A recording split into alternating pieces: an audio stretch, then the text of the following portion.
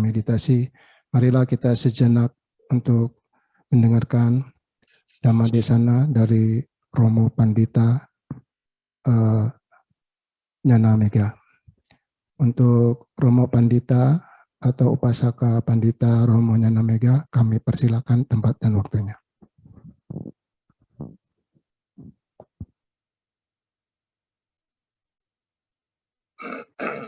Selamat pagi. Terdengar Romo suaranya? Terdengar, Romo. Oke. Di grup ini ada Bante Nyanasila yang kami muliakan. Kepada Romo Rudi sebagai Ketua MBI Provinsi Bali yang kami hormati. Pada Romo Pandita semuanya yang ada di grup BBC ini yang kami hormati juga.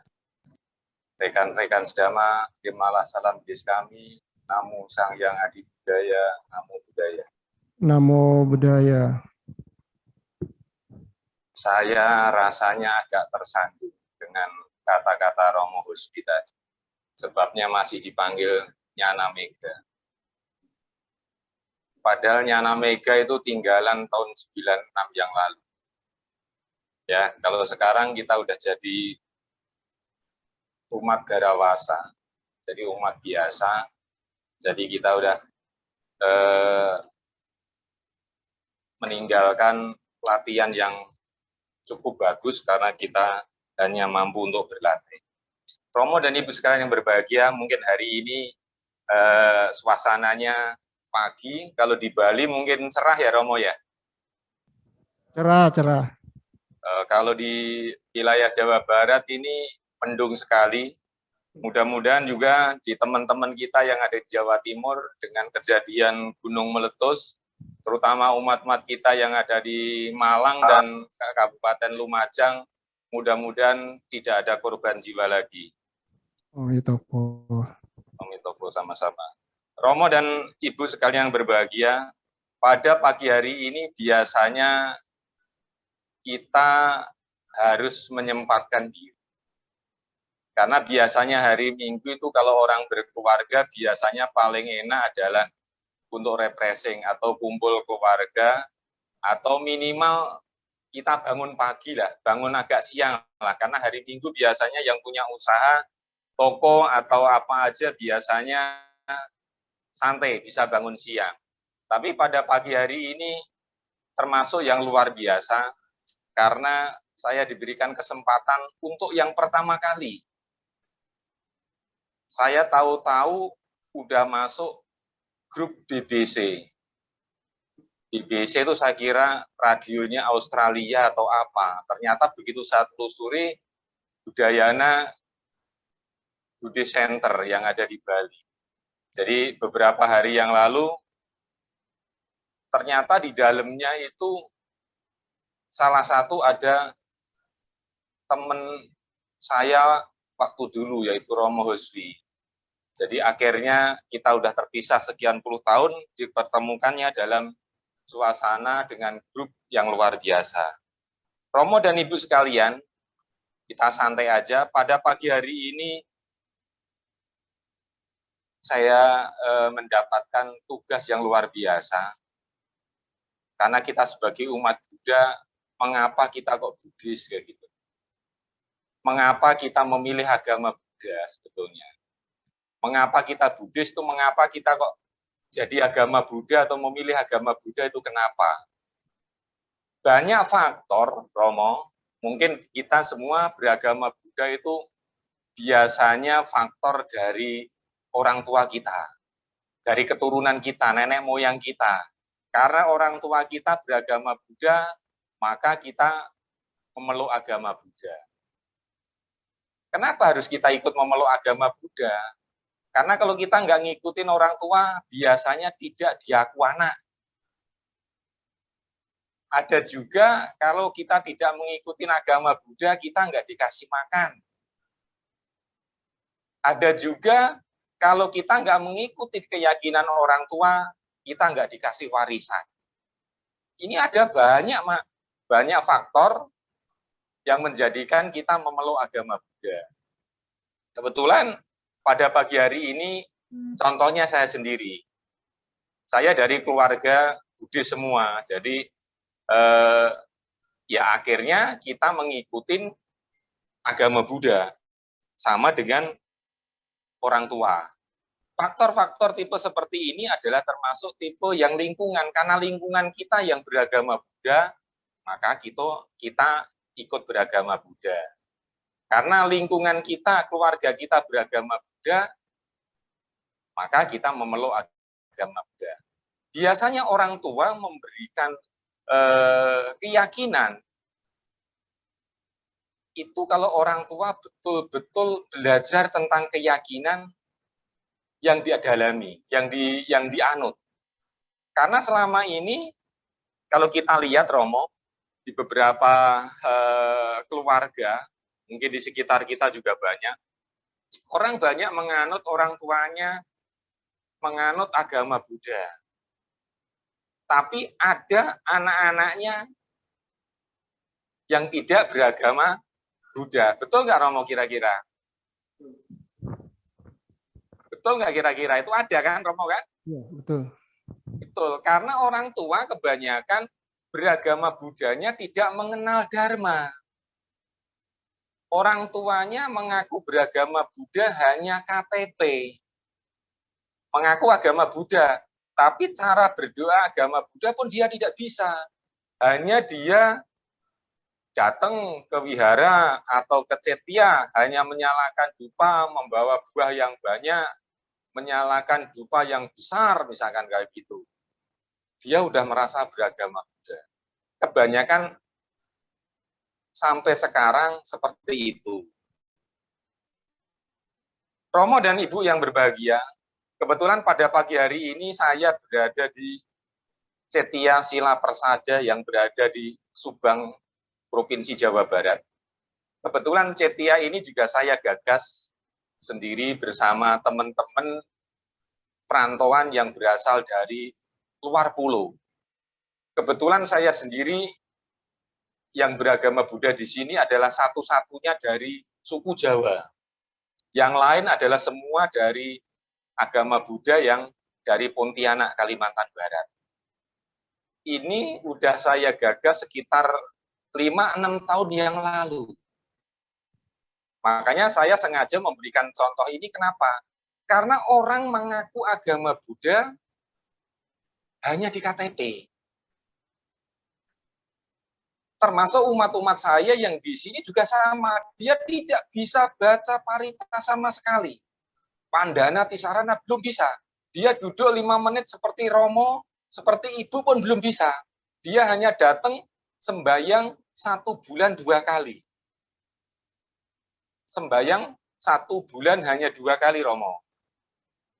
Yaitu pada waktu hari Uposata atau Ceit Sabgo. Ya Romo ya, Ceit Sabgo betul ya? Tanggal 1 sama tanggal 15 ya itu ya? Ya, Ceit Sabgo. Ceit Sabgo. Nah, di dalam sembahyang Ceit Sabgo ini sendiri Romo tidak ada doa. Dia hanya datang, nyalakan dupa, nyalakan lilin, membawa buah kemudian disajikan di altar, dipersembahkan di altar, dia tinggal. Karena waktunya udah cukup lama, hampir 6 tahun, 7 tahun. Ini udah luar biasa perkembangannya. Maksudnya buahnya itu ditaruh di altar, kemudian dia tinggal pulang ke rumah. Waktu dari awalnya malah nggak seperti ini. Buah ditaruh 3 jam kemudian ditungguin, dibawa pulang, bawa kantong lagi ke rumah. Ini pemahaman-pemahaman yang luar biasa harus kita mulai dari awal. Karena memberikan pemahaman tentang ajaran Buddha itu cukup susah. Jadi kalau kita yang memang beragama Buddha berasal dari nenek moyang dan orang tua kita, itu masih luar biasa. Dan itu memang saat ini menjadi lumrah. Itu adalah yang pertama. Yang kedua adalah kita masuk agama Buddha itu karena suami, atau karena istri, atau karena jodoh. Ada kan yang memang asalnya tidak beragama Buddha, karena suaminya beragama Buddha, mau nggak mau harus masuk agama Buddha. Atau karena istrinya yang beragama Buddha, jadi suami ikut agama istri beragama Buddha. Ini ada juga faktornya. Jadi faktor tipe yang kedua ini karena faktor kebutuhan. Saya bilang kenapa dikatakan faktor kebutuhan? Karena di mana ada kebutuhan, di situ kita ikut agama.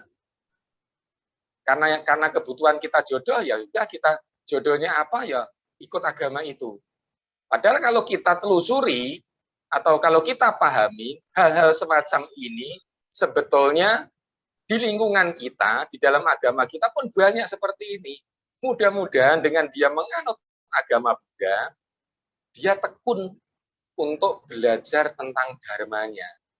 Nggak hanya belajar tentang datang ke wihara, baca parita, kemudian tuncep dupa, kemudian pulang. Jadi pemahaman agamanya nanti akan berkurang. Dan generasi ke depan pun kita kalau punya anak pun akan begitu terus. Karena apa? Kalau orang tuanya tidak paham dhamma, dia tidak akan memberikan solusi, tidak akan mampu untuk mempelajari anaknya tentang Buddha Dhamma. Contohnya begini yang paling gampang. Parita Pancasila.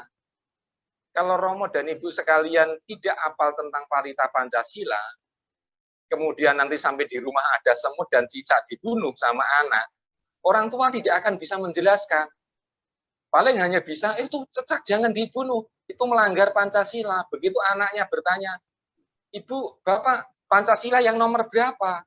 Oh, orang tua tidak akan bisa menjelaskan kalau dia betul-betul tidak hafal dengan Parita Pancasila Buddhis. Itu adalah mengapa kita beragama Buddha, karena yang pertama adalah tadi faktor lingkungan, keluarga, yang kedua adalah faktor karena pasangan hidup atau karena faktor kebutuhan.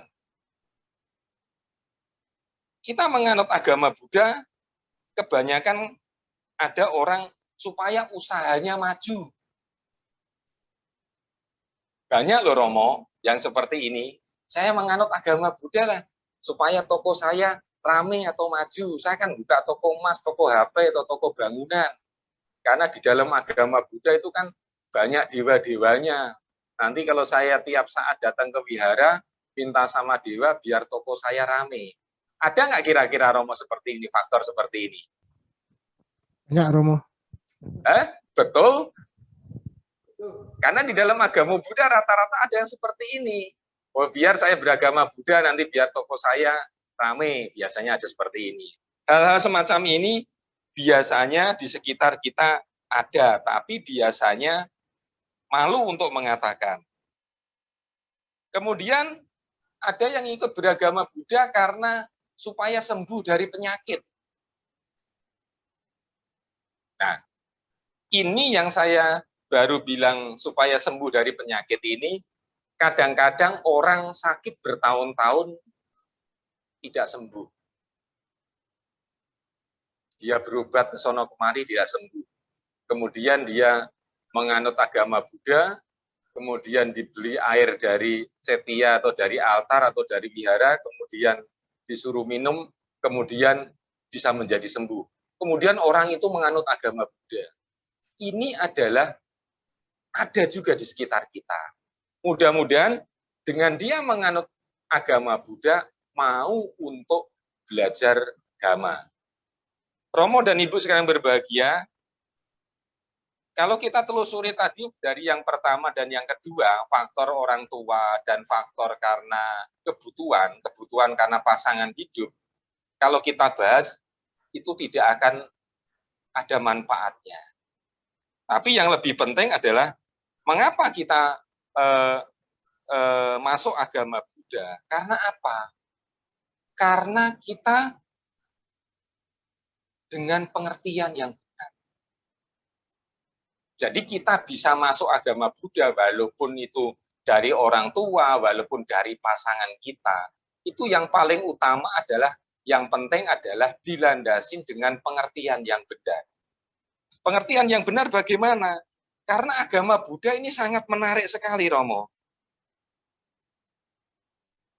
Coba kalau kita lihat, gimana nggak menarik sekali?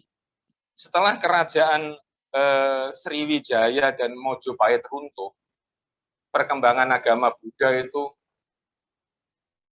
saya bilang itu agak menurun atau sangat memprihatinkan.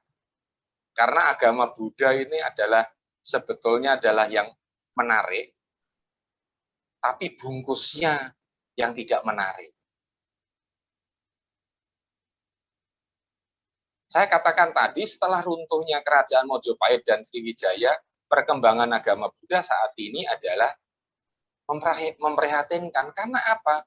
Kita punya generasi, kita punya anak yang di sekitar kita sendiri, yang di keluarga kita sendiri, setelah tamat SD, SMP masih beragama Buddha. Begitu udah masuk SMA, karena tinggalnya di luar kota, ya Romo ya, kebanyakan seperti ini kan, karena mencari sekolah yang favorit, di sekolah itu ternyata, sekolah favorit itu ternyata tidak ada pendidikan agama Buddhanya. Kalau orang tuanya yang luar biasa kuat dalam pendidikan agama Buddhanya, kuat tentang ajaran damanya, anak tetap akan disuruh tetap beragama Buddha. Bagaimanapun untuk mendapat pendidikannya di sekolah itu harus tetap beragama Buddha. Kalau nggak boleh beragama Buddha, bahkan orang tua sampai menarik anak itu untuk keluar dari sekolah itu. Kenapa? Karena rata-rata setelah lulus SMA, anak akhirnya berpindah agama. Inilah yang menjadikan kita sebagai umat Buddha, generasi kita akan berkurang. Kejadian semacam ini ada nggak, Romo, kira-kira di Provinsi Bali? Orang tua menyekolahkan ke anaknya yang sekolah favorit itu. Banyak kan? Banyak. Nah, Romo dan Ibu sekalian berbahagia. Nah, inilah yang menjadi faktor sebetulnya kenapa kemunduran agama Buddha itu kemudian berkurang. Mudah-mudahan dengan keberadaan kita sebagai orang tua yang paham tentang Buddha Dhamma, makanya tetap mendorong anak-anak kita tetap untuk memeluk agama Buddha dengan belajar agama Buddha, mulai dari sekolah minggu, kemudian les-les, itu bisa kita lakukan.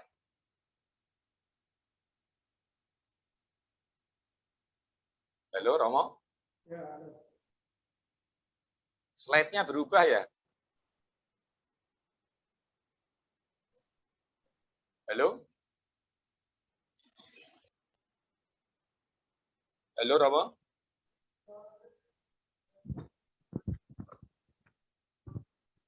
Slide-nya kepencet ya, Romo ya? Slide. Belum? Keluar. Belum keluar. Saya lanjutkan, Romo, yang tadi saya katakan tadi, kita memeluk agama Buddha, kedengar nggak, Romo? Dengar. Dengar. Kita memeluk agama Buddha, kadang-kadang kita mau anak-anak kita mengikuti keyakinan orang tua. Tapi orang tua kalau mengingat itu adalah untuk kebahagiaan anaknya, biasanya orang tua mengalah. Pak, saya ikut beragama lain, boleh enggak? Kadang-kadang seperti itu. Biasanya orang tua, ya tadi saya katakan, kalau orang tuanya tegas, kemudian paham tentang Buddha Dhamma, orang tuanya akan menolak, tidak boleh. Tapi kalau orang tua mikir, wah itu anak saya satu-satunya, nanti kalau enggak boleh, nanti dia takut bunuh diri, atau dia meninggalkan rumah, biasanya keyakinan orang tua bisa tergeserkan. Maksudnya keyakinan anak. Kalau keyakinan orang tua yang sudah memeluk agama Buddha, saya rasa susah sekali untuk digantikan. Romo dan Ibu sekalian yang berbahagia, yang dimaksud pengertian yang benar di sini, kita menganut agama Buddha itu harus dengan pengertian yang benar. Pengertian yang benar ini kita supaya bisa memahami tentang Dhamma itu dalam praktek kita sehari-hari.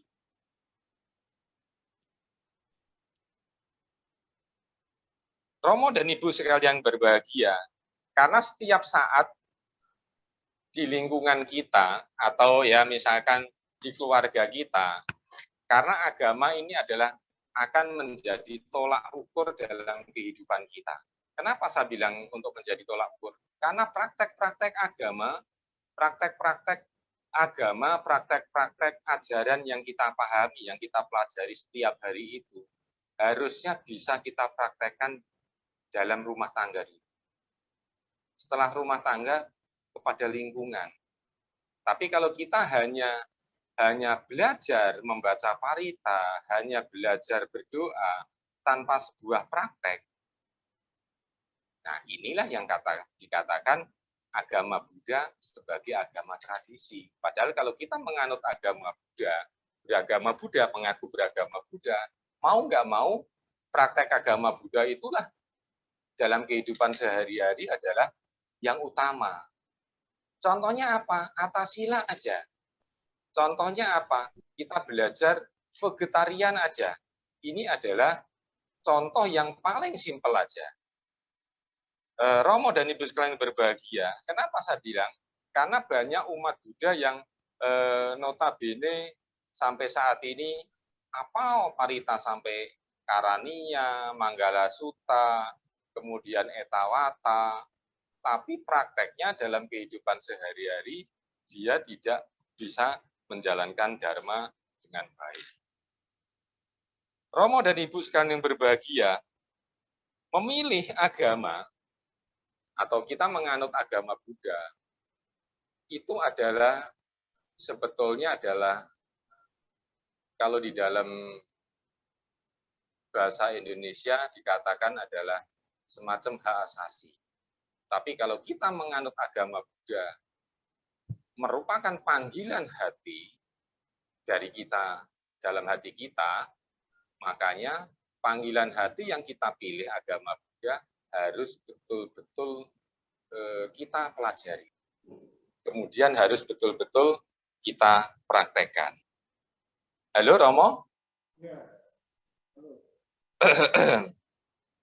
Jadi Romo, hal-hal semacam ini mengapa saya sampaikan? Karena rata-rata kalau kita mengaku agama Buddha, kesehariannya kita tidak boleh membedakan, karena membedakan antara agama Buddha A, agama Buddha B, karena kalau kita ngumpul biasanya beragama apa? Beragama Buddha, agama Buddha yang mana?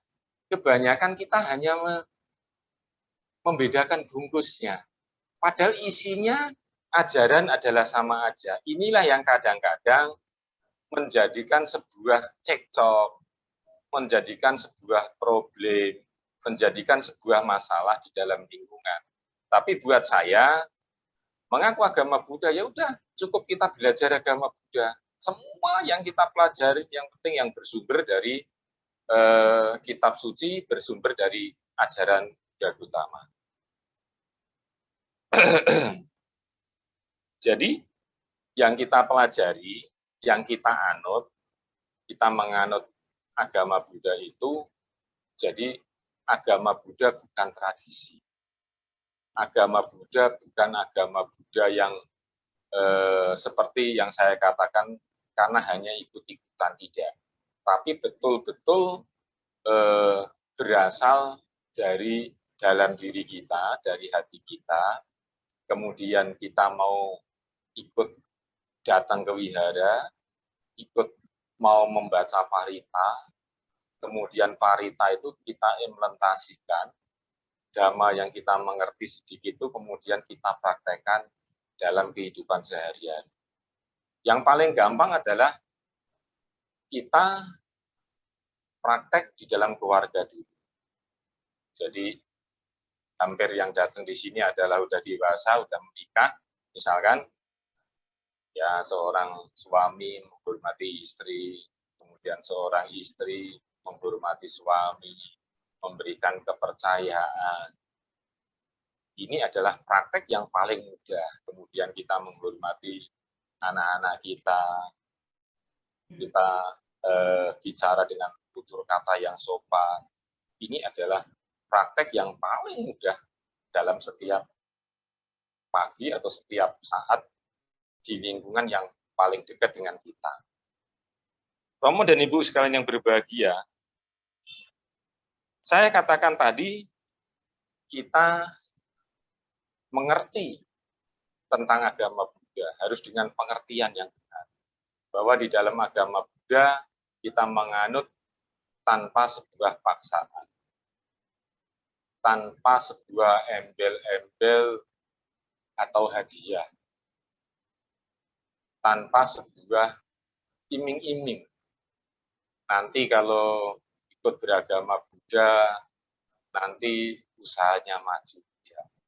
Nanti kalau ikut agama Buddha, nanti jadi masuk surga. Kita menganut agama Buddha, kita memilih agama Buddha, justru kita harus siap untuk menderita. Karena di dalam agama Buddha tidak pernah memberikan janji, tidak pernah memberikan iming-iming. Justru kalau kita menganut dan memilih agama Buddha, berarti kita siap untuk menderita. Untuk menderita bagaimana? Karena di dalam agama Buddha ini selalu yang dibicarakan adalah tentang penderitaan, tentang kebahagiaan. Tentang kebahagiaan jarang dibahas, karena udah bahagia, karena tujuan hidup orang itu kan bahagia. Tujuan orang memeluk agama supaya hidupnya adalah bahagia. Tujuan beragama Buddha mempelajari Dhamma supaya hidupnya rukun. Kalau udah hidup bahagia di dunia ini, mudah-mudahan nanti setelah mati kita terlahir di alam yang bahagia. Itu adalah tujuan kita belajar Dhamma, kemudian tujuan kita memeluk agama Buddha. Tapi mampu nggak kita untuk prakteknya? Halo Romo, masih terdengar? Prakteknya masih mampu nggak kita untuk mempelajari Dhamma itu?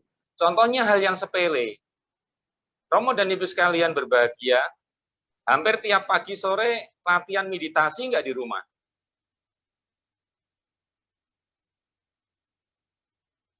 Halo? Setiap orang, maksudnya setiap orang ada nggak yang berlatih meditasi di rumah? Saya belum. Begini Romo, karena begini, praktek yang paling gampang di samping kita perbuatan, ucapan, dalam keseharian setiap saat di keluarga, yang paling gampang adalah untuk belajar Dhamma itu adalah praktek meditasi supaya batin kita tenang. Seperti tadi contohnya adalah meditasi cinta kasih atau metta bhavana. Kalau setiap saat kita di dalam rumah, waktu banyak terbuang dengan memegang HP. Betul nggak kira-kira Romo? Betul nggak mau?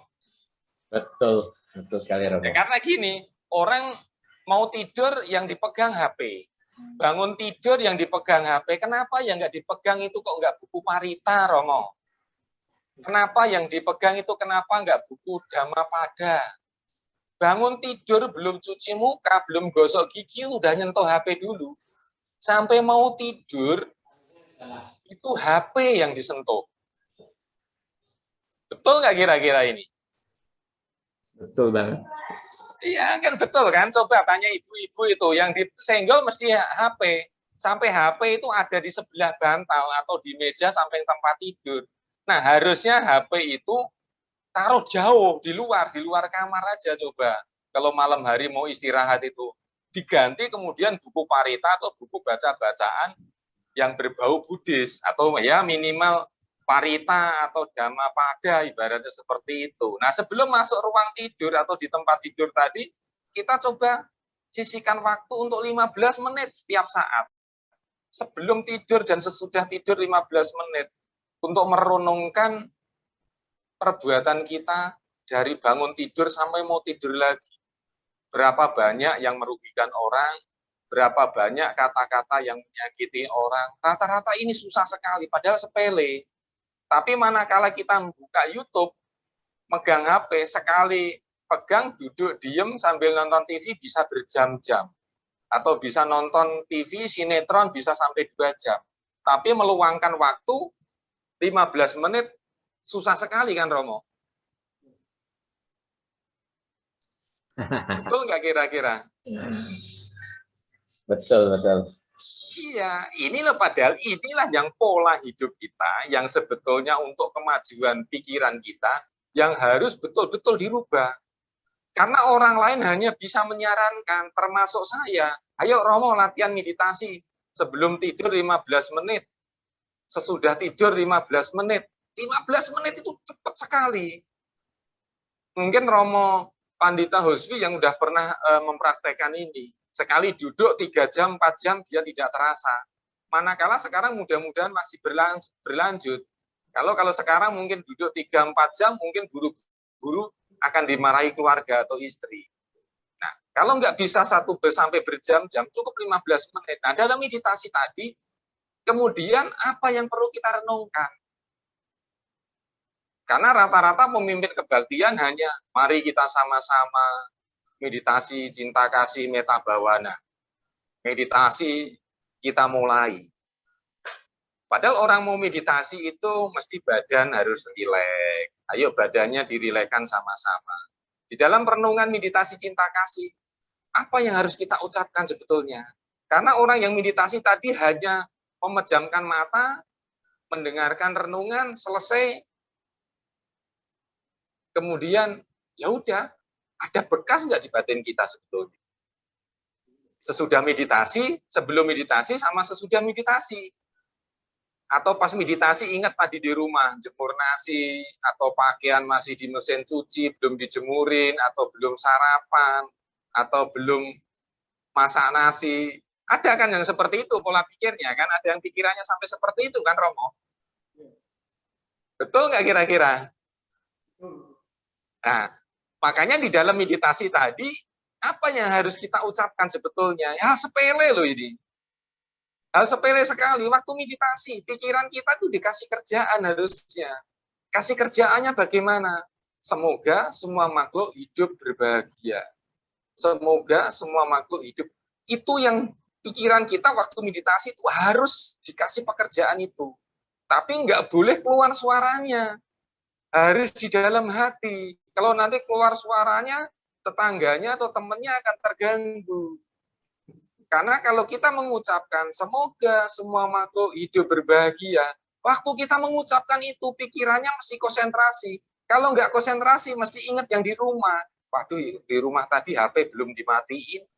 Di rumah tadi HP-nya masih di atas meja, nanti takut istri pegang atau takut suami pegang. Nah, pikirannya akan sampai di situ. Tapi kalau pas meditasi, kemudian pikiran kita kasih pekerjaan seperti semoga semua makhluk hidup berbahagia, semoga semua makhluk hidup berbahagia, di dalam batin, pikirannya tidak akan bisa kemana-mana. Karena apa? Dalam satu tempo, pikiran tidak akan bisa memproses atau memikirkan dua masalah dalam waktu yang bersamaan. Romo dan Ibu sekalian berbahagia, coba mulai hari ini atau nanti sore atau besok, coba dipraktekkan. Nah, kalau praktek meditasi tidak harus di cetia, di wihara, karena kan tidak semua umat rumahnya dekat cetia atau wihara. Cukup di rumah, Romo, cukup di rumah, Ibu. Jadi kalau mau tidur, ya cari tempat dulu yang nyaman di ruang tamu atau di mana aja. Itu loh. Atau pas kalau lagi anak-anak udah tidur, kalau yang punya anak kecil, nah kita minggir sebentar untuk meditasi 15 menit aja.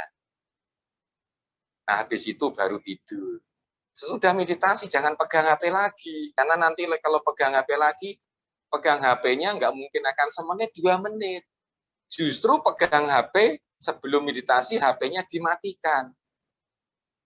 Karena HP itu juga sebetulnya bagus tidak bagus. Karena kadang-kadang HP itu akhirnya menjadi sebuah dilema. Kenapa? Kemana-mana selalu dipantau, kemana-mana selalu ditanya. Ribet di HP. Betul nggak kira-kira ini? Romo, Ibu, betul nggak kira-kira? Banyak yang ribut di HP kan, pasangan itu kan, suami istri kan. Betul nggak kira-kira? Betul Kan? banget. Ya iya, kenapa? Karena kalau misalkan istrinya chat 2 kali, suaminya 4 kali. Suaminya chat 4 kali, istrinya 10 kali. Nggak akan selesai. Selesainya gimana? Udah dimatikan salah satu HP-nya. Nanti juga selesai sendiri. Nah itu. Jadi kalau kita tidak bisa paham-paham tentang itu akan berlanjut. Tapi kalau udah selesai, selesai. Masalahnya nanti pun akan selesai. Seperti itu. Tapi kalau kita layanin, karena saya merasa suami, saya harus menang. Karena saya merasa istri, karena saya yang merasa punya uang, di dalam rumah ini rumah saya suami harus nurut ke saya. Itu nggak bisa. Pasti tidak akan ada selesainya. Tapi kalau salah satu mematikan komunikasi itu, ya udah selesai. Nah, pemahaman yang semacam ini, praktek yang sebetulnya mudah sekali seperti ini, praktek meditasi, belum tentu kita jalankan. Walaupun kita mengenal Buddha Dhamma itu tadi udah puluhan tahun. Betul nggak, Romo? Iya kan? Betul, itu nggak mungkin kita pungkirin. Pasti. Kenapa? Nah ini loh yang menjadikan kendala kita mudah goyah di dalam keyakinan. Tapi kalau kita setiap hari punya tekad, saya bisa nggak bisa, pokoknya sebelum tidur saya harus 15 menit meditasi. Sesudah bangun tidur 15 menit, tapi habis bangun tidur ya harus gosok gigi dulu, nggak langsung duduk, maksud saya cuci muka atau apa. Nah, coba kita praktekkan sama-sama. Nanti setelah 2-3 bulan, suatu saat kemudian nanti saya ada waktu kembali, nanti kita sharing sama-sama. Ada nggak perbedaannya selama kita belajar 3 bulan, 4 bulan, 1 tahun, 2 tahun? Karena orang belajar meditasi, orang belajar praktek yang paling simpel, duduk diem itu paling susah. Badannya bisa diem, hati dan pikirannya tidak akan bisa diem kalau tidak dikasih pekerjaan. Kenapa hal itu saya sampaikan? Karena praktek meditasi ini adalah yang paling utama di dalam ajaran agama Buddha. Kenapa? Kita bisa baca parita, kita bisa liam king, bisa parita apal dari Wandana sampai banyak lah ibaratnya. Tapi kalau kita sendiri tidak bisa belajar meditasi, batin kita pasti tetap tidak akan bersih. Bersih bukan berarti kotor dari debu, bukan, tapi bersih daripada keterikatan. Tapi kalau kita udah mau belajar meditasi, nanti yang 15 menit ini tidak terpakai, Romo. 15 menit itu nggak ada apa-apanya. 15 menit itu nanti akan bertambah 20 menit, 30 menit, bahkan 1 jam. Begitu Romo dan Ibu ada waktu, nggak mungkin mau chattingan, aku mau duduk diem aja lah. Apalagi kalau istrinya lagi pergi keluar kota atau suaminya pergi keluar kota, kesempatan untuk diem luar biasa banyaknya. Ini loh, praktek-praktek semacam ini loh. Karena apa? Mengasah pikiran kita dengan meditasi, merenung, belajar meditasi, itu adalah kepentingan kita sendiri. Kalau batin kita kemudian bersih, Romo, Ibu, itu buat kita, bukan buat suami, bukan buat istri, bukan buat anak, atau bukan buat orang lain, tapi buat kita sendiri. Manakala kalau kita udah bisa meditasi, belajar meditasi, berlatih, jadi suatu saat kalau kita kena masalah, kalau di dalam orang hidup itu suatu saat pasti akan ada masalah. Besar atau kecil, kita akan tetap hidup tenang. Oh iya, belajar meditasi aja. Oh iya, habis dimaki-maki orang duduk diem, semoga yang maki-maki bisa hidup bahagia. Susah. Karena apa? Saya katakan tadi, agama Buddha itu sangat menarik. Agama Buddha itu luar biasa baiknya, cuma bungkusnya. Bungkusnya itu apa? Bungkusnya itu tradisi.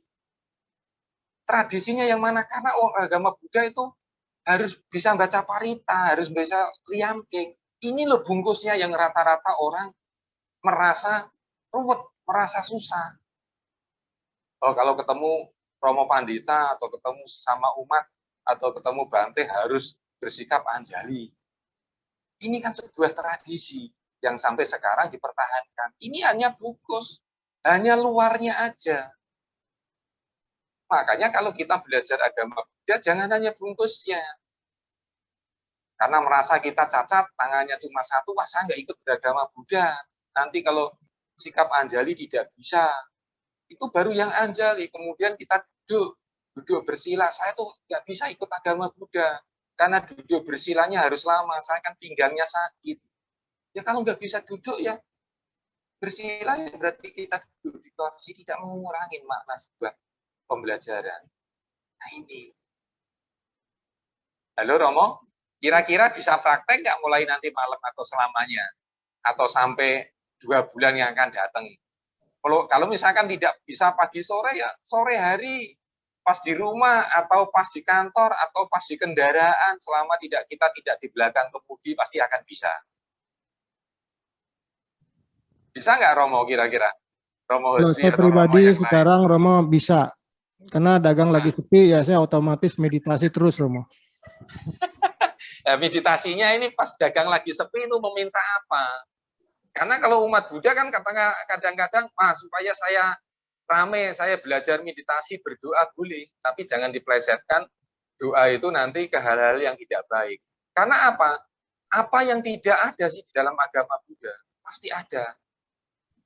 Tapi kalau kita hanya meminta tanpa usaha pun tidak bisa. Makanya kita usaha sambil minta, sambil berdoa dengan latihan meditasi. Karena kalau kita datang ke wihara, misalkan seperti ini, saya minta harta, pengenan Siddhartha aja, harta ditinggalkan. Gitu loh. Kalau kita datang ke wihara, pemahamannya adalah saya ingin membaca parita, saya ingin mendengarkan dhamma, mudah-mudahan dharma yang saya dengarkan bisa dipraktekkan dalam kehidupan sehari-hari. Intinya adalah waktu kita belajar meditasi tadi, kita mau untuk berlatih. Praktek meditasi itu paling susah. Mudah untuk dibicarakan, tapi paling susah untuk dijalankan. Karena apa? Begitu kita mau latih meditasi, anak mengganggu, istri mengganggu, suami mengganggu. Makanya mencari waktu yang betul-betul tenang. Oh, semua pekerjaan udah tuntas semua, tidak ada siaran bola, sinetron udah habis. Dah, saya mau meditasi dulu sebelum tidur. Boleh. Praktek pertama adalah meditasi. Praktek kedua adalah kita praktek tentang meninggalkan pembunuhan. Termasuk makan barang bernyawa, bukan barang hidup kemudian kita makan loh ya Romo ya. Halo, Romo? Vegetarian semua udah pada vegetarian atau tidak bisa meninggalkan vegetarian? Halo? Halo? Bisa nggak meninggalkan vegetarian? Atau melaksanakan vegetarian? Bukan meninggalkan vegetarian, tapi melaksanakan vegetarian. Saya Sumarlim, kalau saya mengurangi Romo. Mengurangi ya, nggak meninggalkan 100% ya? Karena Belum begini bisa. Romo, belum bisa. Karena kenapa? Di dalam agama Buddha memang tidak diharuskan dan tidak dianjurkan. Karena kalau kita belajar agama Buddha kan tidak ada keharusan. Oh, kamu harus menjalankan parita Pancasila Buddhis, kalau enggak diakui umat Buddha, enggak seperti itu. Hanya itu loh rambu-rambu Pancasila Buddhis dilatih. Kalau misalkan 1 bulan itu kita misalkan vegetarian 2 kali, misalkan tanggal 15 atau tanggal 30, atau misalkan ngikutin Uposatha Sila ya tanggal 1, 8, 15, tanggal 23. Karena kalau kehidupan rumah tangga seperti kita ini susah untuk meninggalkan vegetarian, untuk meninggalkan makan hasil pembunuhan susah sekali. Apalagi kalau kita udah ngumpul sama temen atau ada pesta apa, undangan apa, kita biasanya susah untuk meninggalkan itu. Tapi kita harus berlatih. Kenapa? Romo dan Ibu sekalian yang berbahagia, perlu dipahami tubuh kita itu adalah luar biasa halusnya yang ada di dalam perut kita. Coba kalau kita lihat makan mie dan pisang. mie itu bisa hancur berapa hari, pisang walaupun halusnya seperti itu hancur berapa hari. Apalagi kalau kita konsumsi daging. Perut kita aslinya adalah hanya untuk mengunyah sayuran dan buah-buahan. Halo, dengar Romo? Masih dengar Romo? Jelas. Nah, ini harus kita pahami. Coba, kebanyakan umat Buddha kalau misalkan tidak makan daging, Pak, badannya lemes nanti, dia bilang gitu. Karena di rumah istri tiap hari masak ikan, masak nyunyuk, misalkan seperti itu. Boleh, silakan. Selama kita mampu dan kuat untuk menjalani itu, untuk memakan itu. Semakin banyak daging yang kita makan, berarti semakin siap kita untuk tumbuh berbagai penyakit di dalam tubuh kita. Karena daging yang dipotong itu tadi kan binatang kan punya nafsu, nah dagingnya kita makan, otomatis nafsunya ya kembali ke kita. Itu yang harus kita pahami. Yang simpel aja, gitu loh. Tapi kalau kita nggak konsumsi daging, mengurangi minimal seperti yang Romo katakan tadi, luar biasa. Oh, saya nggak makan daging, Romo, sebulan 2 kali atau sebulan sekali, luar biasa. Atau pas hari-hari besar, misalkan hari Katina, Asada, atau Maga Puja, atau Waisak, 3 hari berturut-turut itu luar biasa. Praktek-praktek yang macam inilah yang kami harapkan. Karena apa? Semakin kita bisa praktek, semakin bagus pengamalan Dharma yang kita pelajari dalam kehidupan sehari-hari. Walaupun kita belajar Dhamma hanya sedikit, kemudian praktekkan dalam kehidupan sehari-hari, itu lebih bermanfaat daripada kita hafal semuanya tentang parita, tentang Dhammapada, tentang suta-suta, tapi prakteknya dalam kehidupan sehari-hari tidak ada. Romo dan Ibu sekalian berbahagia, setiap manusia pasti ada kelemahannya. Setiap orang yang hidup pasti nanti suatu saat ada matinya. Karena kita hidup, mulai dari lahir, tua, dan mati, itu kita adalah membeli satu paket. Jadi paket itu nggak hanya bisa kita ambil pas lahirnya aja, aku nggak mau tua dan nggak bisa mati, nggak bisa. Semuanya harus kita jalanin, karena itu adalah satu paket. Satu paket dalam kehidupan. Begitu lahir, siap untuk remaja, tua, dan mati. Nah, kalau kita udah mati, umur kita berapa yang harus kita banggakan? Umur 60 juga udah rasanya tua sekali. 60, 70.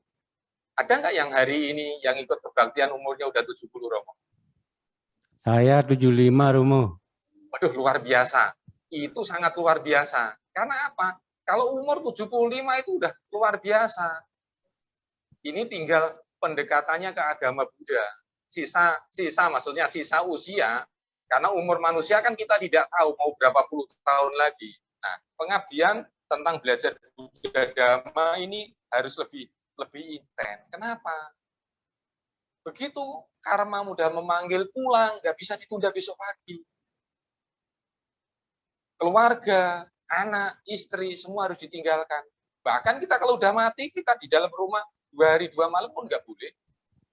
Paling ditaruh di pojokan juga nggak boleh karena sudah tidak digunakan. Nah, inilah perlu pemahamannya Dhamma.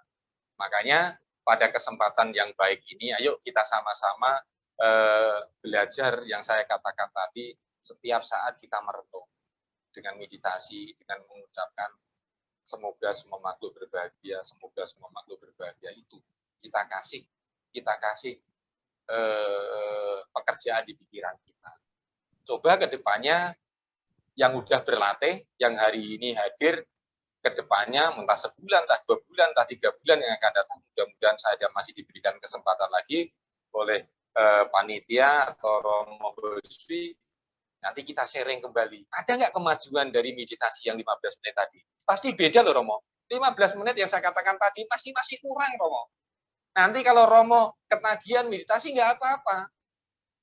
Paling istri ngamuk atau suami ngamuk. Sekarang gara-gara mendengarkan ceramah dari Pak Yus, kemudian tiap saat meditasi diem, saya nggak disiapin makan. Bukan kayak gitu. Jadi tugas rumah tangga harus selesai, tugas suami harus selesai. Kita memakai waktu yang sesimpel mungkin pada malam hari dan pagi hari. Tapi ada satu yang perlu saya sampaikan sedikit lagi, kalau Romo mau belajar tentang atasila, tentang meditasi, kalau udah rumah tangga, suami istri, ya malam hari sebagai seorang suami istri ya jangan ngumpul dulu kalau kita atasila. Itu aja. Jadi kalau misalkan kita ngumpul ya atasilanya batal. Seperti itu. Kalau kita melakukan hubungan badan dengan suami istri. Nah, harus dipahami. Hal-hal yang sepele semacam ini kalau tanpa kita praktekkan, ya saya katakan tadi, jadi kita beragama Buddha, agama Buddhanya agama Buddha tradisi, hanya tung-tung cep. Jadi praktek lebih penting daripada teori, walaupun teori itu sendiri lebih penting. Itu Romo yang pada pagi hari ini saya sampaikan. Mungkin ada pertanyaan dari Romo, saya kepingin ada pertanyaan, jadi kita sharing damanya betul-betul bisa dua arah. Terima kasih Romo.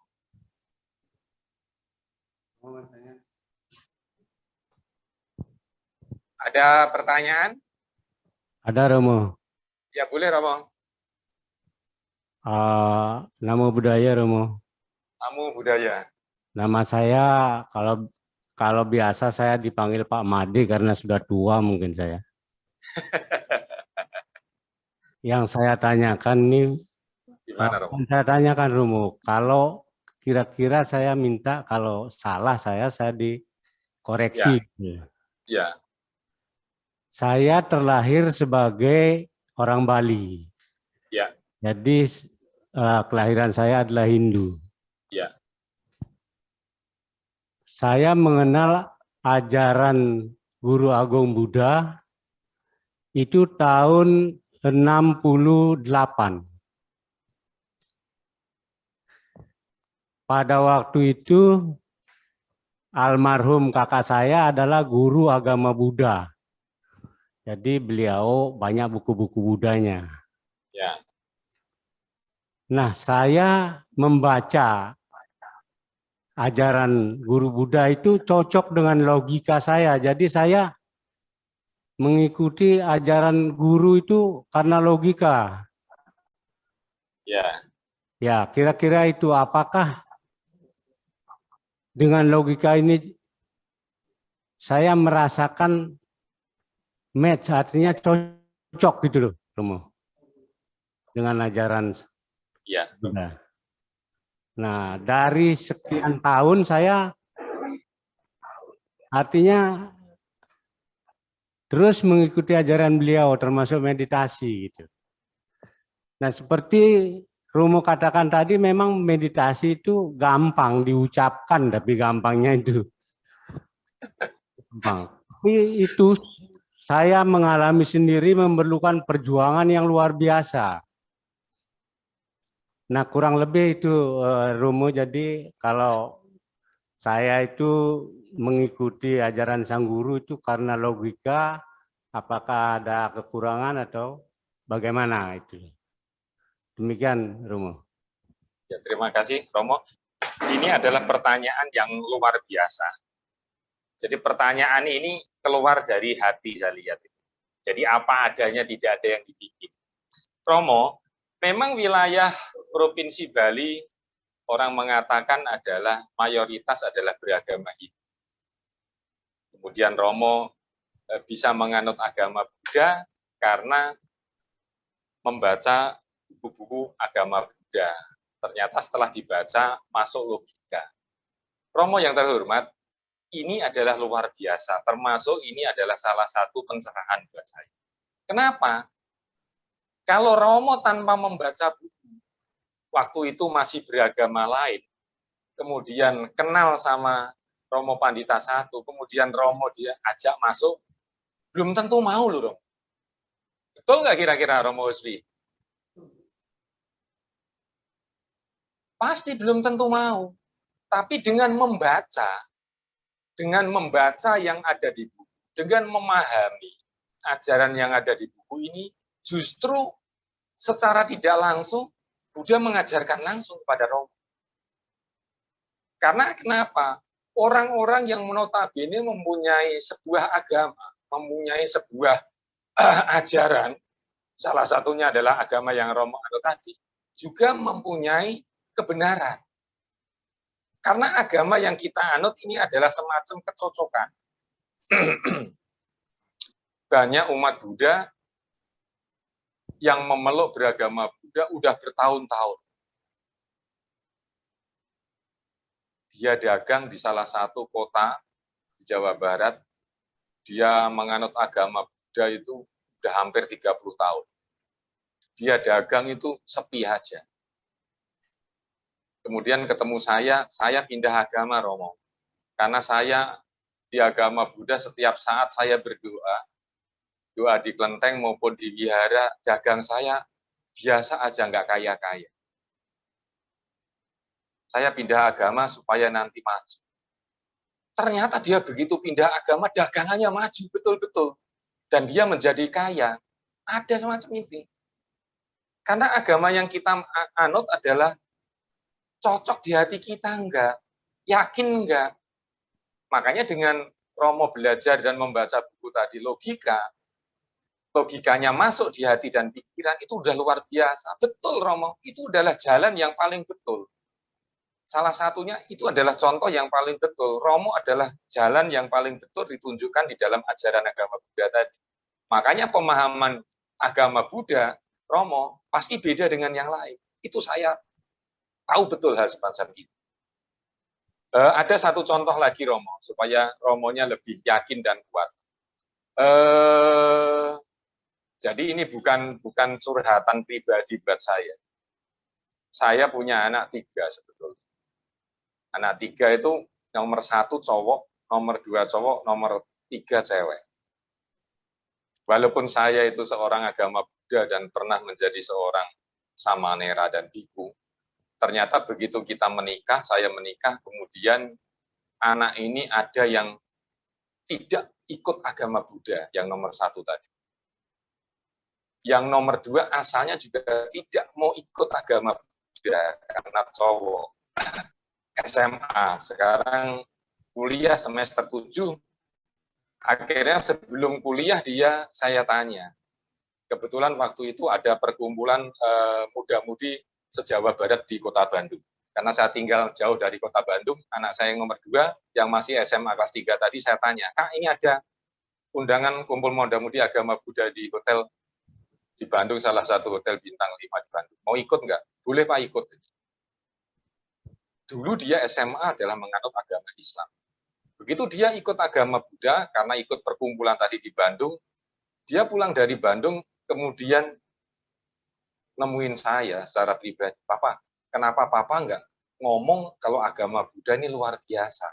Luar biasa yang gimana, saya bilang. Ternyata teman-teman agama Buddha itu luar biasa baiknya. Kita baru kenal aja, waduh semua udah gimana-gimana.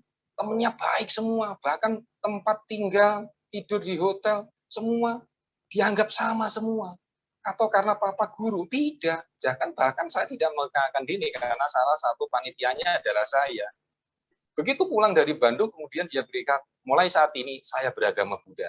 Dan akhirnya sekarang di Jogja, dia kuliah semester 7 pun, dia jadi aktivis yang rajin mengurus wihara di Jogja, yaitu Setia Buddha Praba, yang masuk ke wihara binaan MBI Provinsi Yogyakarta. Ini adalah salah satu contoh. Itu ya sama dengan Romo. Asalnya kenapa? Asalnya dari membaca. Jadi kalau sekarang pulang ke Subang, buku-buku yang ada di lemari semua diangkat semua. Nah ini Romo contohnya. Jadi agama itu adalah semacam kecocokan. Di mana kita cocok, hati kita tenang, ya berarti itulah yang harus kita jalani. Tapi kalau nggak cocok, ya nggak bisa cocok-cocokan. Romo dipaksa beragama Buddha, tapi hatinya nggak beragama Buddha. Nggak bisa, belum tentu mau. Romo diajarin meditasi, disuruh belajar meditasi, tapi hatinya udah menolak, nggak mungkin mau. Duduk diem aja nggak mau, karena udah nggak percaya kok. Nah, seperti ini. Jadi, logika Romo belajar agama Buddha dengan membaca buku yang ada tadi, udah luar biasa. Termasuk buat saya itu adalah pencerahan.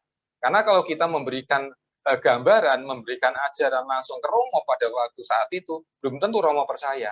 Tapi dengan menyaksikan sendiri, dengan membaca sendiri, mendalami, kemudian belajar dan dirasakan, akhirnya Romo bisa bertahan sampai saat ini. Itu. Gimana Romo? Ada yang lain? Cukup Romo kira-kira itu jawaban saya? Ya, terima kasih Romo. Jadi saya memang bangga Romo. Bukan apa-apa ya. Saya rasanya itu menemukan ajaran Sang Buddha. Itu saya bangga Romo. Kurang lebih itu Romo. Ya, terima kasih Romo. Romo ada yang lain dari ibu-ibunya?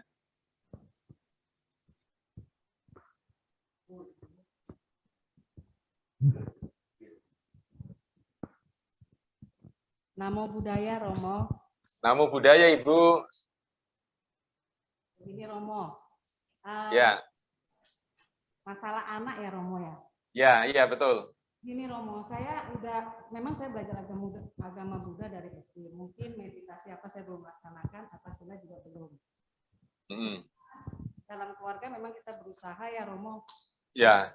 Anak ikut kita udah jelas. Tapi memang saya nggak ada pemaksaan sih. Ya. Kita punya anak itu kan karakternya beda-beda ya Romo ya. Betul. Nah, jadi menurut saya kalau anak itu ke vihara itu pun satu ada kenyamanan Romo. Ya. Ya. Kalau ke vihara itu kan biasanya kita kan cari kenyamanan. Ya. Nah, seperti kan banyak orang ya. Ya. Lingkungan itu kan lingkungan sangat mempengaruhi. Terus kedua, dukungan juga dari guru, nggak bisa dari kita keluarga aja Romo. Ya. Seperti contohnya di sekolah kita ada guru agama Buddha, tapi gurunya tidak menganjurkan si anak untuk ke vihara. Jadi kita sebagai orang tua pernah mengatakan gini, ini yang saya alami sendiri, nak ke vihara loh, karena gurunya sendiri nggak menganjurkan, Ma. Jadi untuk apa ke vihara? Jadi kita bingung ya, Romo ya. Iya betul. Nah, saya punya dua anak, karakternya beda. Kalau yang satu yang cowok sensitif, yang kedua orangnya cuek. Jadi memang anak saya yang cewek itu dulu aktif karena dia udah menikah, punya anak. Kepengen sih aktif lagi untuk membawa anaknya sekolah minggu karena di sini kan belum ada Romo. Ya. Ya. Kedua, kalau anak muda-mudi, kalau dia kebaktian sama ibu-ibu kan agak tanggung ya Romo. Iya betul. Kalau muda-mudi kayak saya di Rantau Prapat ya, saya di sana tahun karena fokus. Jadi sekolah minggu untuk muda-mudi itu orang tua. Ya. Kita dulu itu nggak seperti sekarang Romo. Kalau yang ngajar agama Buddha itu kan harusnya yang guru. Tapi ini di sini kita kurang mendukung. Terus yang kalau kita dulu itu zaman dulu itu siapa muda-mudi yang bersedia mengajarkan anak sekolah minggu, jadi sekolah minggunya aktif Romo. Jadi makanya saya sedih di sini ya, saya lihat ya, kayaknya kayak mana ya, jadi anak sekolah minggunya itu yang biasanya diajarkan cuma Bu Agnes yang mau ya, tapi kita ini diharapkan sangat susah Romo. Jadi kadang-kadang sedih, seperti itu. Kepengen belajar agama Buddha, tapi karena di sini nggak ada, jadi kadang-kadang sedih, kayak mana anak-anak mau cinta agama Buddha, satu. Terus kedua, saya lihat agama Buddha kita pelajarannya nggak seperti zaman dulu. Mungkin sekarang canggih ya, bahasa Pali apa bisa. Tapi kalau menurut saya dulu SD saya difokuskan itu untuk sejarahnya dulu, Romo. Agar kita cinta itu Sang Buddha, ceritanya. Tapi sekarang kok ditanya, atau nggak cerita Sang Buddha? Nggak tahu. Jadi kadang-kadang saya rasa kayaknya kalau kita mau lebih mencintai agama Buddha itu satu, gurunya juga mendukung ke vihara. Terus diceritakan tentang Sang Buddha punya riwayat dulu gitu. Gitu. Karena saya dulu dari SD itu sampai SMP tetap riwayatnya ada loh. Terus masuk terus tentang menghormati orang yang lebih tua. Jadi kayaknya moral-moral itu diajarkan seperti yang dari Sigalopada Sutta. Itu aja sih Romo. Jadi mohon juga tuntunan Romo, gimana anak saya memang yang cowok ini agak susah ya, tapi memang dia sama. Ya kita nggak tahu ya Romo, karena saya bisa berdoa karena kan karma, kan kita percaya sama karma. Kalau memang karma, ya ambil contoh. Kalau yang enggak ya kita kan nggak bisa memaksakan, karena kan itu kenyamanan dan kesadaran beliau gitu. Tapi dia nggak pindah agama belum gitu. Jangan. Gitu aja Romo, minta petunjuk. Ya makasih. Namo Buddhaya. Terima kasih Ibu, pertanyaan yang nomor 2 ini pertanyaan yang luar biasa juga. Karena rata-rata hampir di setiap wihara banyak umat yang mengeluh seperti ini. Saya beragama Buddha, kepengen anak saya itu kepengen ikut beragama Buddha. Tapi di sekolah juga guru agama Buddhanya tidak menganjurkan untuk datang ke wihara. Nah, masalahnya adalah begini, Bu. Karena rata-rata di wihara itu anak diminta untuk ke wihara pada waktu ada kebaktian, itu rata-rata kalau campur sama orang tuanya seperti saat ini juga dia tidak mau. Ada rasa malu. Biasanya ada rasa malu, kumpul sama bapak ibunya itu malu sekali, atau kumpul yang teman sebaya itu malu sekali. Satu-satunya cara supaya anak itu nggak berpindah agama, kalau misalkan sekarang pendidikannya masih di SMA atau kuliah, tetap harus memegang buku agama Buddha. Minimal kalau di sekolah formal harus ada guru agama Buddhanya atau belajar agama Buddhanya. Tapi kalau dia tidak mau datang ke wihara, seperti yang Ibu sampaikan tadi, Ibu coba menyiapkan buku-buku agama Buddha yang ada di rumah. Ibu taruh di meja, yang gampang dia lihat, kemudian judulnya yang menarik. Udah banyak cara itu. Tapi Ibu harus cari buku-buku agama Buddha, misalkan terbitan dari Karania, ini kan banyak sekali. Sekarang udah masuk ke Gramedia, udah luar biasa. Coba Ibu cari, Ibu beli berapa biji, nanti taruh di mana tempat yang mudah anak itu melihat.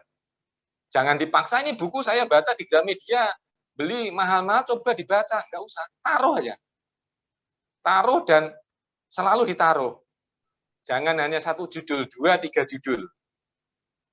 Itu cara memancing anak seperti itu. Karena anak-anak kita, itu kan saat ini kan identitasnya kan cukup labil. Jadi semakin kita suruh, dia semakin menjauh. Semakin kita suruh, semakin dia menjauh. Semakin kita paksa, semakin dia menjauh. Ada pengalamannya begini. Jadi ada satu keluarga yang notabene suaminya adalah beragama Buddha, istrinya adalah beragama lain. Suami ini tidak berdaya mengajak istrinya untuk masuk agama Buddha. Tapi istri ini orangnya toleransi sekali. Waktu perayaan Hari Raya Agama Buddha selalu dia ikut. Waisak, Katina, Maga Puja, pokoknya dia ikut. Tapi dia tetap nggak memeluk agama Buddha. Jadi suatu saat suaminya udah kehabisan cara. Akhirnya caranya seperti tadi, Bu. Beli buku berapa biji, taruh di meja. Termasuk sutra bakti seorang anak terhadap orang tua. Itu masih ada nggak, Romo, buku itu? Sutra bakti seorang anak terhadap orang tua yang seperti Sigalo Wadasuta. Dulu kan ada bukunya kecil kalau nggak salah ya. Warna kuning ya, kalau nggak salah ya. Terbitan dari Bandung waktu itu ya, tapi beredar seluruh Indonesia hampir kan. Itu kalau ada seperti itu bukunya kecil tipis, paling hanya berapa halaman. Anak atau orang lain membaca itu aja kepengen memiliki buku itu, Bu. Jadi kalau ini kan udah pinter, anak itu kan udah pinter, masih paham tentang hal yang baik dan tidak baik. Yaitu tadi dipancing dengan buku. Kemudian buku, tapi ibu juga kalau di dalam rumah ibu banyak waktu luangkan juga membaca. Gitu loh. Jadi kalau kita membaca, tapi kalau ibunya pegang HP, anak nggak mungkin mau baca. Coba kita contoh, kita punya anak. Ayo waktunya belajar, besok tes. Tapi ibu nonton sinetron, anak nggak mungkin akan mau belajar. Ayo HP-nya ditaruh, semuanya pegang buku, belajar, besok pagi ulangan. Jadi yang pertama adalah memberikan contoh, pertama adalah kita sendiri. Waktunya belajar, anak HP, orang tua pun jangan megang HP. Karena di dalam rumah tangga ini biasanya anak di kamar, ibu di ruang tamu atau di kamar lagi. Ibu megang HP, anak megang HP, seperti orang berjauhan. Betul nggak, Bu, kira-kira? Nah ini, jadi dipancingnya pakai buku agama Buddha ditaruh yang gampang dia melihat, nomor 1 itu. Kemudian berikan contoh di lingkungan itu ibu banyak membaca buku agama Buddha, bukan banyak memegang HP. Jadi waktunya anak belajar karena masih pendidikan sekolah, HP juga harus ditaruh, harus belajar. Kalau anak membaca buku, ibu nggak boleh pegang HP, nggak boleh nyetel TV, nonton sinetron. Jadi ibu juga belajar agama, belajar buku apa yang ikut dibaca. Jangan sampai anak di kamar membaca, belajar, tapi ibu nyetel sinetron atau megang HP, anak mesti nggak mau belajar. Itu cara memancingnya supaya anak tetap mempertahankan agama Buddha, dipancing dengan buku-buku agama Buddha yang bagus judulnya dan isinya juga menyentuh, terutama Sutra Bakti seorang anak terhadap orang tua. Itu nomor 1. Nomor 2, anak rata-rata males untuk datang ke wihara karena di dalam wihara atau wiharanya masih sepi, misalkan sekolah minggu atau apa. Karena setiap daerah belum tentu ada guru agama Buddha. Kalau ada guru agama Buddha, setiap daerah juga gurunya itu jarang datang ke wihara. Atau jadi pengelola wihara jarang, atau pengurus wihara jarang. Karena merasa guru agama Buddha itu saya merasa digaji sama pemerintah. Wihara bukan urusan saya, jarang yang berpikir seperti itu. Jadi guru agama Buddha yang ada di Bali juga sebetulnya banyak. Cuma mungkin wilayah ibu, misalkan ada guru agama Buddhanya, guru agama Buddha tidak menganjurkan atau mau datang atau aktif ke wihara, itu adalah sudah kurang pas atau kurang bagus. Jadi ibu nanti kalau misalkan ada guru agamanya Buddha yang ada di lingkungan ibu, tapi nggak pernah datang ke wiharanya, ibu tinggal menghubungi Romo Pandita, biar Romo Panditanya menghubungi pembinas. Karena apa? Guru agama Buddha di samping dia mengajar sekolah formal, sekolah yang di sekolah, jadi guru agama Buddha pun harus aktif di wihara. Itu, Bu. Jadi perlu dipahami, guru yang namanya guru agama Buddha itu bukan hanya di sekolah. Di lingkungan, di wihara pun dia tetap guru agama Buddha. Jadi harus menjadi contoh, menjadi teladan di lingkungan itu. Jadi kalau misalkan ada guru yang tidak aktif, hanya aktifnya di sekolah dan tidak pernah datang ke wihara, tinggal menghubungin pembimasnya. Kalau nggak salah pembimasnya sekarang kan Pak Sihar itu kan, yang dari Lombok kan. Mungkin Romo Huswi juga tahu. Nah, kalau nggak ada guru agama Buddhanya, ya minta guru-guru honor. Tapi saat ini guru-guru honor jumlahnya terbatas karena kita juga minim. Kalau misalkan ada juga misalkan guru ini sangat rebutan sekali karena jumlahnya lulusannya juga terbatas. Ya, jadi mudah-mudahan itu bermanfaat Ibu. Jadi satu-satunya cara kalau Ibu keras, anak semakin keras. Jadi caranya adalah memberikan contoh, kemudian dipancing dengan buku-buku agama Buddha, beli di Gramedia untuk anak dibaca. Jadi jangan sampai anak itu, kalau bisa jangan sampai pindah keyakinan, hanya itu aja. Karena ajaran yang Ibu anut, agama yang Ibu anut adalah udah cukup bagus, cukup luar biasa bagusnya. Jangan sampai generasi kita ke depan kemudian berpindah haluan. Hanya itu sebetulnya kuncinya. Jadi contohnya adalah di ibu sendiri dulu. Jadi jangan keras ke anak, sediakan buku yang bagus, judul-judulnya, tapi anak jangan disuruh baca, biarkan dulu. Nanti dia tiap saat lihat buku di situ kan, dia akan tertarik sendiri. Waktunya ibu membaca, taruh, ibu membaca, taruh. Nanti kan dia, ibu kok baca buku terus ini menarik enggak sih? Gitu. Anak kan nanti lama-lama penasaran, kan seperti itu. Hanya itu Bu, terima kasih, mudah-mudahan bisa menjadi acuan Ibu untuk mendidik anak-anak.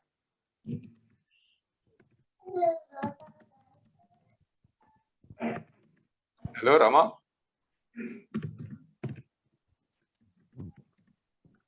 Ada pertanyaan lagi nggak?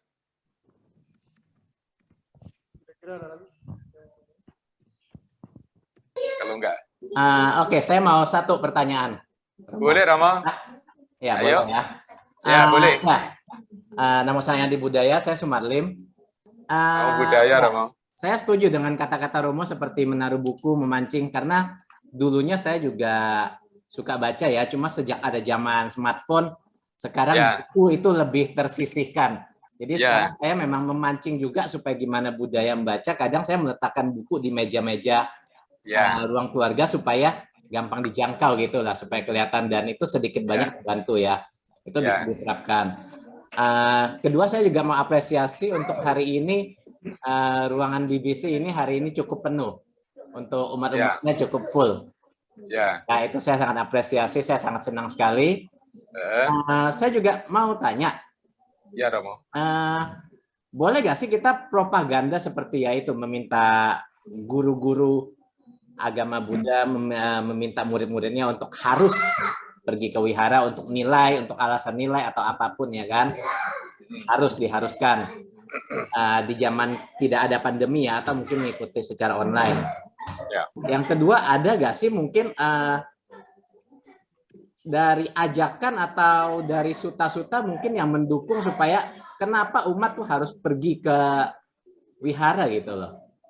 Kadang banyak sekali umat kita mungkin yang bahkan senior, mungkin mereka menjalankan meditasi, atau mungkin kelasnya guru-guru dan sebagainya yang lebih senior, pengetahuannya lebih hebat, tapi mereka mempraktekannya sendiri, bukannya di wihara gitu. Jadi waktu di wihara tuh kadang nggak kelihatan. Ya. Nah, kadang kan nggak kelihatan. Padahal kalau di wihara itu yang kita kelihatan kan lebih bisa mendukung semangat dari teman-teman yang lain ya. Ya.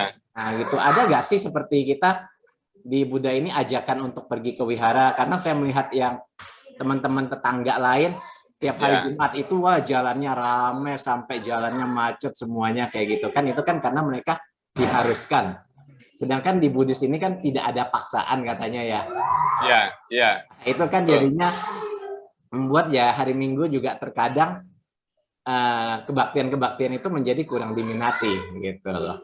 Ada nggak sih sebenarnya di Buddhis itu ajakan-ajakan di sana? Itu aja mungkin sedikit Romo. Ya, terima kasih Romo. Ini juga yang ketiga pertanyaan yang luar biasa dari Romo Sumarlin. Memang di dalam agama Buddha itu Romo,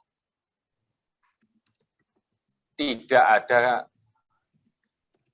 buku atau kitab bahwa yang menganut agama Buddha harus ke wihara, tidak ada. Nah, disinilah letak kelemahan sebetulnya.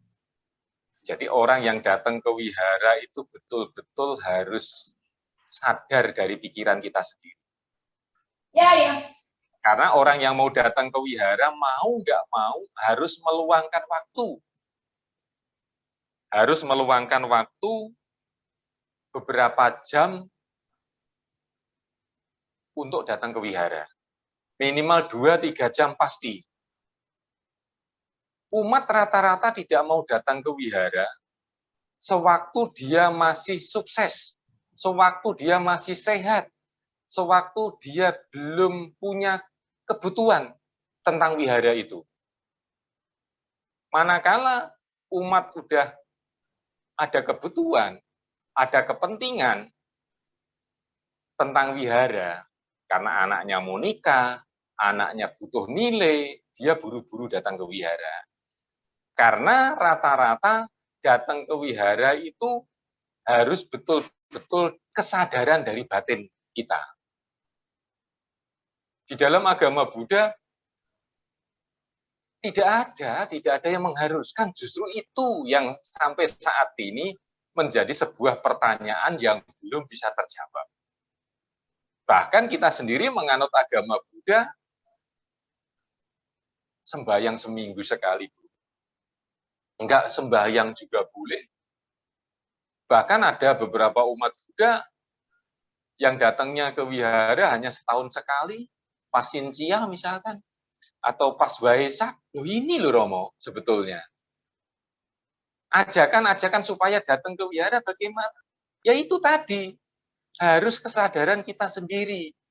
Terutama kesadaran para pengurus di wilayah masing-masing, ini yang tidak pernah datang ke wihara yang notabene adalah umat, itu pengurus harus mampu meluangkan waktu untuk menyempatkan diri datang ke rumahnya orang itu. Pura-pura apa, misalkan seperti itu. Ayo, kumpul-kumpul hari Minggu. Karena hal ini pernah saya lakukan di satu daerah, karena daerah itu dulu pernah binaan saya ada sekitar 10-15 tahun. Umat yang datang itu hanya 5, hanya 10 datang ke wihara. Tapi saya punya database-nya, umat di sini itu ada 100.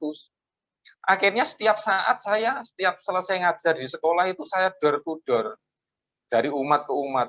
Ibaratnya seperti silaturahmi. Oh, gimana kabarnya, misalkan kayak gitu. Gimana kok usahanya, kayak gitu loh. Kondisi kayak gini, dagang yang laku apa, gitu kan. Nanti dia akan bertanya, Pak Yus kesini ada kepentingan apa ya? Enggak, ini kan kalau jadwal ceramah hari Rebu, misalkan di wihara, nanti pas hari Rebu saya jadwal saya. Mudah-mudahan Romo bisa hadir ya untuk sharing dhamma. Saya lagi pengen mengembangkan wihara itu maju supaya kita sama-sama berkumpul. Oh itu bisa datang Romo. Tapi kita harus betul-betul meluangkan untuk door to door. Betul-betul tidak ada kepentingan kita datang itu hanya kepentingan mengunjungi, tanya kesehatan, tanya usaha, nah gitu loh. Kemudian baru kita utarakan, ayolah kita sama-sama wihara kita hidupkan kembali. Itu dan dia apresiasi sampai saat ini akhirnya dia rajin ke wihara. Sampai saat ini itu terjadi pernah saya lakukan di satu daerah. Pernah sampai saat ini dan akhirnya pun beberapa bulan yang lalu pun dia sampai berkunjung ke Subang sini. Karena selama pandemi itu saya tidak pernah datang ke sono karena saya juga menjaga prokes, protokol kesehatan yang diterapkan di daerah itu. Jadi dia malah berkunjung ke rumah sama beberapa umat, katanya rasa kangen. Padahal saya dari awalnya memberikan acuan ke dia, harus saya datang ke wihara supaya rame, kayak gitu kan. Akhirnya dia malah sekarang tiap hari Rebu, karena kebaktiannya tiap hari Rebu malam, dia datang terus. Akhirnya wihara itu sampai sekarang rame terus. Itu yang pertama. Jadi pengurus atau umat yang di situ yang dituakan, yang menjadi pengurus harus mampu minimal door to door. Ibaratnya silaturahmi, meluangkan waktunya. Gitu loh. Nah, di dalam obrolan-obrolan itulah nanti baru kita masukkan, ayo kita sama-sama ngumpul, ayo sama-sama kita menghidupkan kembali kebaktian seperti itu. Nah, itu biasanya bisa berjalan asal orang yang jadi pengurus ini tadi tidak punya masalah kepada pribadi umat itu tadi. Biasanya seperti itu. Biasanya yang netral-netral adalah guru atau pengurus MBI atau pandita yang datang ke situ. Tapi dengan catatan tidak langsung mengajak, hanya ngobrol-ngobrol aja. Nanti lain hari baru lewat WA, ayo kumpul-kumpul, misalkan seperti nanti ada kegiatan ini, ada urusan ini, ada rapat ini. Nah, itu dilibatkan, dia akan menjadi tertarik. Kemudian yang kedua adalah, kan di dalam agama Buddha itu tidak ada keharusan. Umat harus datang ke wihara, tidak ada. Justru praktek inilah yang sebetulnya kita kepengen terapkan. Karena kalau misalkan kita hanya menghimbau aja kepada umat tanpa praktek yang seperti tadi yang pertama, biasanya susah. Ajakan-ajakan semacam ini, karena di dalam agama Buddha kan tidak ada rasa ditakut-takutin. Ayo nanti kalau situ nggak datang ke wihara, nanti masuk neraka, tidak ada. Begitu loh. Orang saya nggak datang ke wihara, saya nggak pernah berbuat salah, Pak. Saya nggak pernah mencuri, nggak pernah berini kok. Nggak apa-apa. Daripada yang datang ke wihara suka ngomel, misalkan, suka gosip. Gitu. Nah, rata-rata umat seperti ini. Karena umat sekarang itu luar biasa pinternya, Romo Sumarlin. Jadi kalau kita ngomong A, dia bisa B. Jadi kita lebih baik ke wihara itu dengan kesadaran kita, kayak gitu loh. Karena di dalam agama Buddha yang mau datang ke wihara, mau meluangkan waktu, itu orang yang mulai mengerti tentang dhamma. Orang yang datang ke wihara aja belum tentu masuk surga. Apalagi orang yang tidak pernah datang ke wihara. Itu loh, boro-boro surga, di pintunya juga pasti enggak, seperti itu loh. Nah, seperti itu Romo. Jadi salah satunya adalah kita sebagai pengurus atau misalkan umat yang dituakan, yang dikasih kepercayaan, mampu silaturahmi dulu kepada orang-orang. Karena di dalam data mesti umat Buddha tanya, kenapa orang ini tidak pernah datang ke wihara? Karena mungkin di wihara ada masalah, pernah ada tersinggung dengan omongan apa yang di wihara itu. Nah, seperti itu. Jadi pemahaman kita harus sampai di situ, Romo, kayak gitu loh. Halo, Romo Sumarlin. Siap, terima kasih jelas. Terima kasih atas ide-idenya, Romo.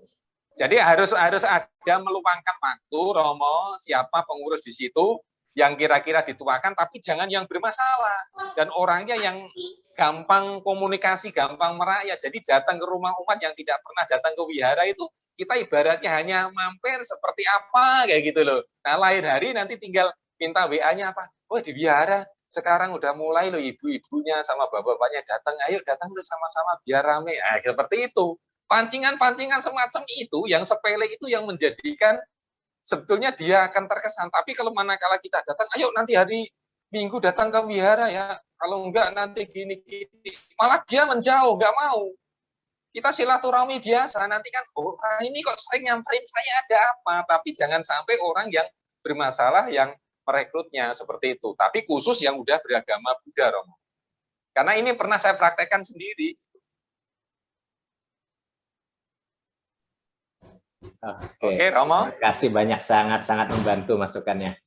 Ya, terima kasih. Halo Romo Huswi, masih ada pertanyaan? Kalau enggak saya tutup. Sepertinya cukup, Romo. Oke. Terima kasih Romo dan Ibu sekalian pada siang hari ini. Sampai kita nggak terasa ya, hampir 1,5 jam.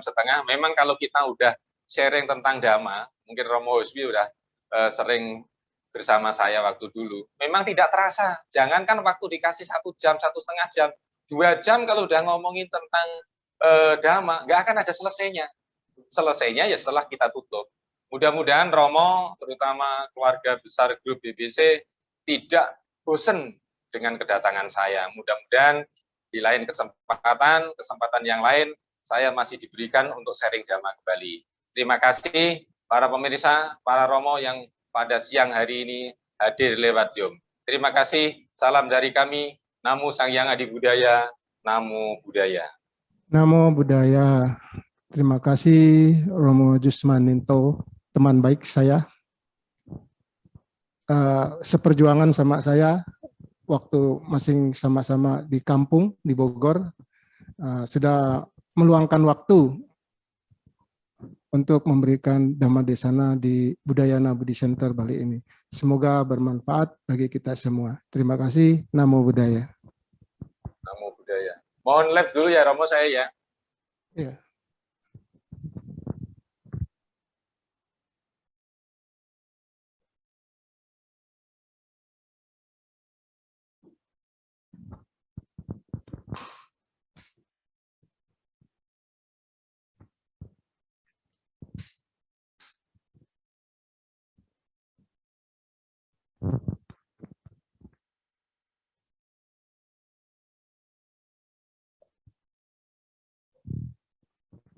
Baiklah saudara-saudara dalam Dharma, setelah kita mendengarkan Dhamma Desana yang cukup lumayan waktunya, marilah kita sedikit berdana paramita untuk keberadaan Wihara Budayana Budi Center ini.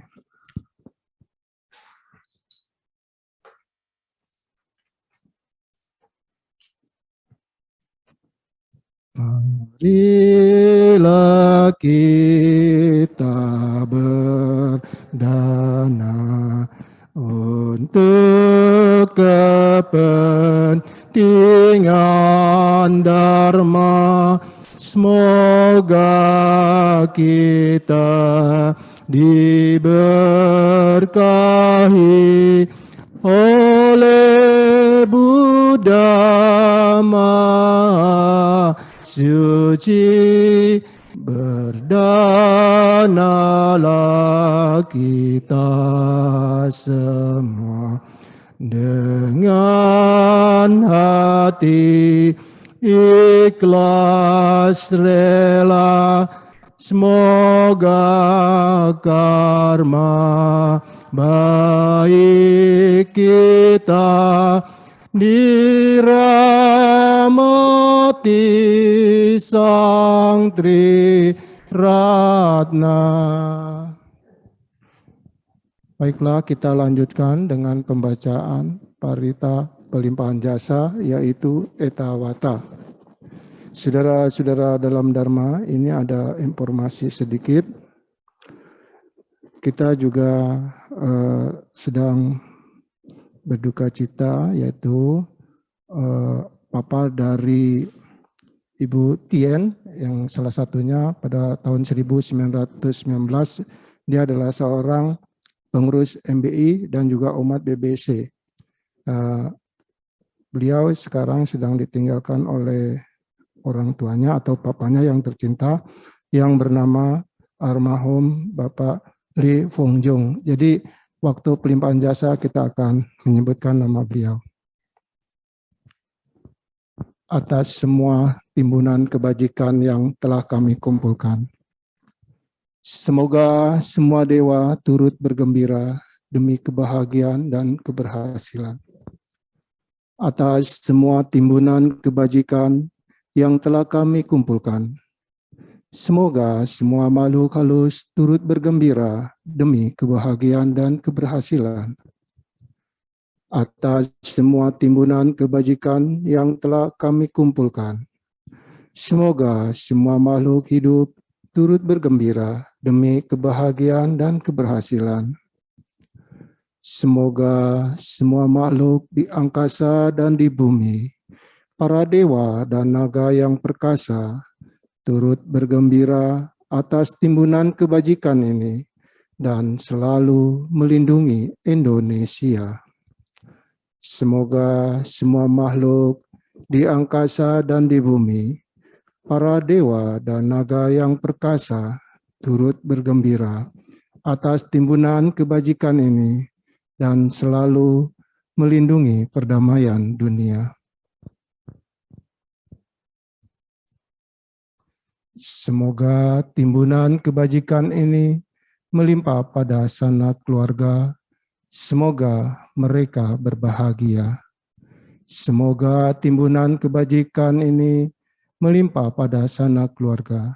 Semoga mereka berbahagia.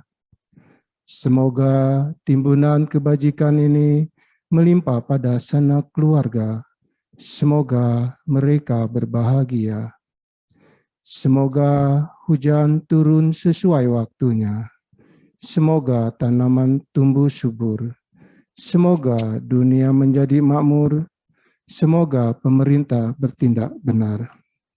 Semoga semua makhluk di angkasa dan di bumi, para dewa dan naga yang perkasa, setelah menikmati jasa-jasa ini, selalu melindungi ajaran suci. Semoga semua makhluk di angkasa dan di bumi, para dewa dan naga yang perkasa, setelah menikmati jasa-jasa ini, selalu melindungi pembabaran Dharma. Semoga semua makhluk di angkasa dan di bumi, para dewa dan naga yang perkasa, setelah menikmati jasa-jasa ini, selalu melindungi guru kami. Semoga semua makhluk di angkasa dan di bumi, para dewa dan naga yang perkasa, setelah menikmati jasa-jasa ini, selalu melindungi almarhum Bapak Lee Fong Jong.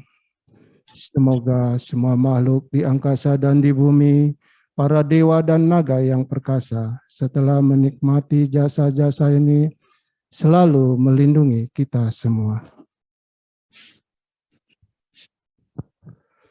Etawata ja'ambesa batang punya sampadang sabedewanu modantusha basampa tisidia etawata ja'amesa batang punya sampadang sabebuta anumodan dosa basampati sidia etawata ja'ambesa batang punya sampadang sabesata anumodan dosa sabba tisidiya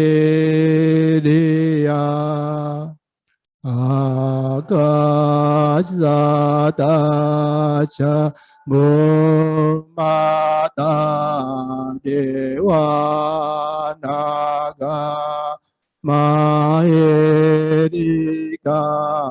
punyang tang anumoditwa cirang raganto Indonesia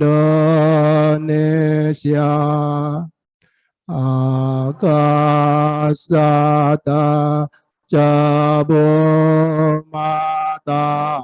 dewa nagama yedika punyang tang anumoditwa cirang raga tu loka santi